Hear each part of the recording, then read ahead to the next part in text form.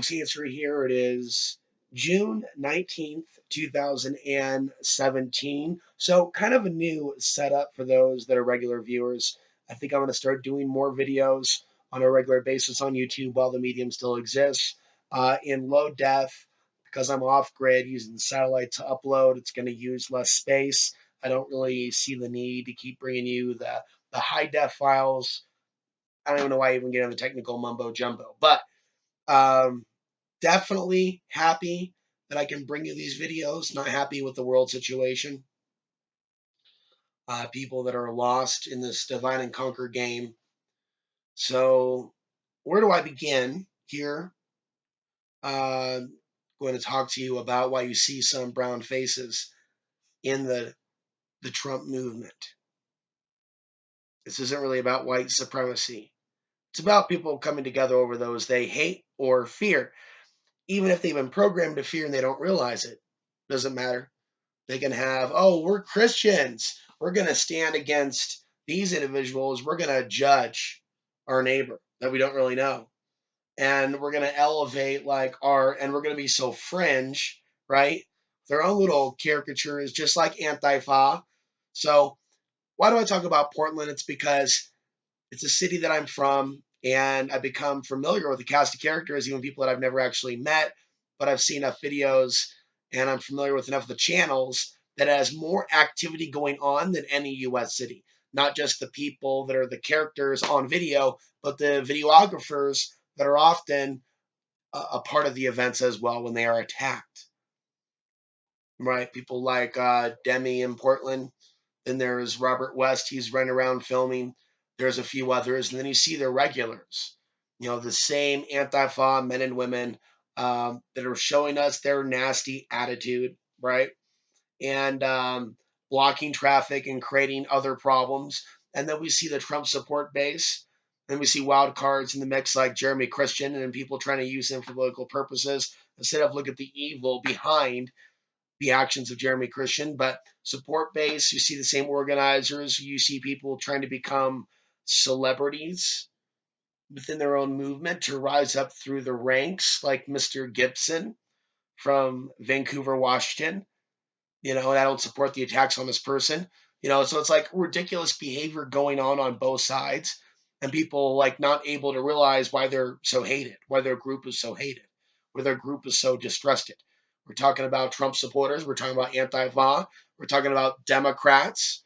We're talking about Occupy Wall Street. We're talking about the Tea Party. See, I'm talking about all this different stuff, but where were we? Because, I don't like to use the term Uncle Tom. I think it's demeaning to that person that may have chosen to pick a side. They may not know that they're being used, right? There are many people of color, though, that are often used for political purposes. That if those minorities, blacks, or people from other countries, or people that are American born, that are minorities, in the sense that they couldn't really be classified as white, either because of their skin tone or others. But they may have a parent or multiple parents from somewhere else. It could be appearance alone. I think I'm a minority to some people, Hispanic appearing to some people, Arabic appearing to some people, just a regular white guy to other people that want to prefer it that way. And then, of course, Italian, Greek, Palestinian, and other things, depending on someone's perception. But it does include Middle Eastern, which is what I am at least partially of. So I know what it's like from my experience, and we'll get back to the main topic, right? To be a real minority from a so-called progressive city, to be put into a box of conspiracy theory when my interests encompass so much more than that. And I'm very different than a lot of these conspiracy theorists. Um, so these minorities that you see, including those big Samoan guys, and I have a few words about that, they're often used by the man, if you will, whatever the color of the man or origin, to be the strong man, to be the bouncer. And just notice at these Trump support rallies, some of the main bodyguards that are involved, and now they're starting to get involved in altercations. One guy was nearly knocked out. One member of Antifa getting in a pushing match. There's actually several. There's another guy who's with the hellfire and brimstone, particular preachers, uh, the Oregon Street preachers. And he's yelling, but it really seemed to be part of a script. Hey, man, how could they be racist when there's a brown guy right here? Well, you're all kind of collectively judging these immigrants from another country. And that's really sad when you do see men of color, right, serve a racist agenda. You got to understand that's the product of the society. This society and this culture at times can be so racist that people, it's like there's going to be somebody offering them money to do security, or if there's a way that they can elevate their status, get on the news and be somebody in a world of so many masters, right? That person of color is going to get with someone that's going to help them become more accepted by the society to find their way in a world where, some of these people see a world where they have to pick a choice. They're not seeing independent thought. They're not seeing, whoa, just step back and call out the madness.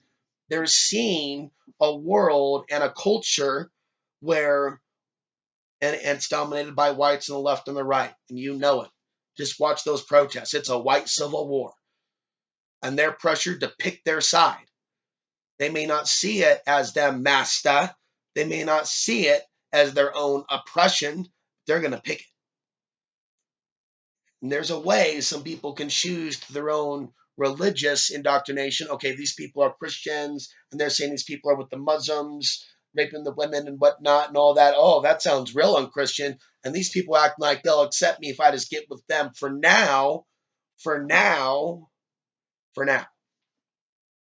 And I look a little closer at some of these bigger men that are providing security for the Trump, and I don't support assaults on anyone. They do need security, right? They do need security. Everyone needs security. They're going to get involved in this political madness. But I'm just really looking at the role that they serve. But you look closer, it's like where are the other black men or men from the Middle East or Hispanics? See, some Hispanics get all huff and puff. They want to fight. And it's like, ooh, we've got a common enemy. Is the Muslim. Some of these people, and they've done time in the military, some of them are cops, they want to get on board these other guys because they have a common enemy, and some people just want to fight. They just want to bust some heads up. And right now, just rip some hajibs off some heads. They're saying, yeah, you're a man now. Ooh, ah. So, there's something that unites that. It's not good. To criticize one evil or one sickness is not to say the other side is good. See, people have been mind screwed to think that if you're not drinking the Donald Trump casino jungle juice, after they try to offer us some Obama jungle juice, right? They think if you don't like that, you ain't humping the Trump, that you're over there butthurt. They like to use this term butthurt, right? About Hillary Clinton, which is just insane. But what's more insane is a reality where more and more people think like that, where they don't realize, wait a minute, you don't have to pick between mastas. So it's not just the programming that some people of color, minorities, have gone through. Pick a master. Yeah, get with the left or the right, right? Both sides going to use you for their own agenda. We love minorities. We're not tribalistic. This is about our politics. This is about our politics. We're going to work together. Right, as long as it suits them at that moment. How do I know this? Think about the old days of me working with Ron Pauler's activism in Dallas, Texas, and all the work I put into that. And there was a sense of community. There was. There was a sense of community to an extent that it was widely assumed, well, all these people then are anti-war. All these people then, because they support Ron Paul, are anti-U.S. boots in the ground, with a certain percentage of them going beyond what Ron Paul says and maybe a little bit deeper, and then developing friendships. How many people have I retained as friends? Well, I can say one from those Ron Paul days. Shout out to John. And so it's a positive thing to hold on to those friendships. But that's really the point of people gathering together, really, politically. People should be figuring things out themselves and having solutions locally. But instead, they give their power away to people like Donald Trump, Barack Obama, and then the real independent thinkers, they get stepped on, right? So um, you're going to see, for the most part, um, protests dominated by white people. The minorities that are with them are often used, right, as their own token. You could even say that Louise of Antifa, who called Demi, right, token black guy for being with the Trump supporters. Well, at the same time, Antifa, right, Louise could be described as a token Mexican. He's part of a movement of angry young white Portland boys, males, not really men, and some females that believe in blocking traffic and really just being a nuisance. That's not really about supporting immigrant rights. That's not being rational, blocking traffic, creating anger around the nation. You start looking at the comments, people responding by deport them, just deport. Not only that, allow the U.S. cities to just be completely obliterated, destroyed, bombed, nuked, taken out. Like that's not good. That's not. Yeah, you're not acting real tough and getting a lot of sympathy with regards to immigrant rights and whatnot. People want to see Antifa smashed and smashed hard, right? So, you basically have your useful idiots on both the Trump support base and Antifa and the left. Okay. And it's an unfortunate aspect of tribalism, and that's not to generalize any particular racial group. I think that this tribalism, every perceived ethnicity, including Middle Eastern, which I've talked about in previous episodes, Middle Eastern supremacy. People don't like people that are half white on their end, right? And knowing what that's like. People don't like people that are non-Muslim, even if they're half of their kind. It's not good. See, this tribalism is really fucking shit up, and I stand against it. I'd like to see more people of diversity find my channel in the future. I want people to understand. I want to be at a place where we can talk about these things in the future and people not respond with, oh, you're being racist against white people. I think that people that identify with being white, there's something wrong with that. There's great benefit in you waking up to higher consciousness and going, whoa, I'm not going to stand here with the collective hive mind. You realizing what's being said and you do something empowering with the knowledge and information.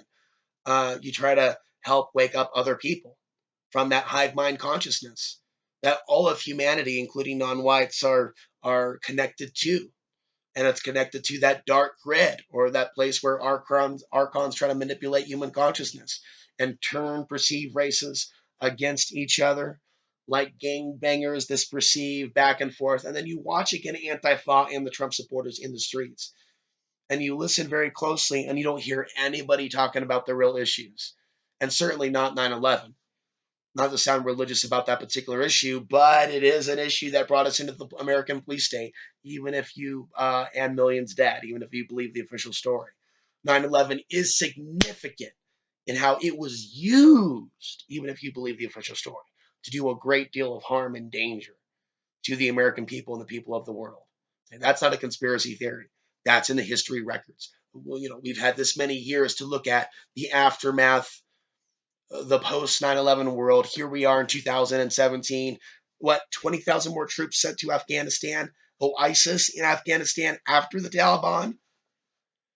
Taliban terror attacks in Afghanistan. It's worse than it's ever been, and people are more hooked on heroin, opiates, primarily coming from regions like Afghanistan, than they've ever been. Oh yeah, this is all an accident.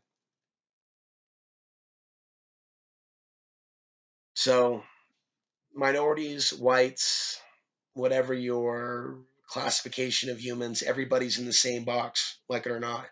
No one group seems to be more aware than the next. Um, Today, they may be suppressing primarily, though, the people of the Middle East, people of the southern region of the, of course, planet, southern hemisphere, Africa, other areas. The tide is turning. And that isn't necessarily a thing that we're looking forward to, people hurting, right? Karma, but it's coming. What's coming to this country is coming, and we can't stop it. But we can step back from the madness. We can prevent ourselves from being useful tools that would use our color, use our face, use our beauty, use our voice for their corporation, for their agenda, for their intentional community. I'm going to come back and talk more about independent thought and stepping back from the left right paradigm.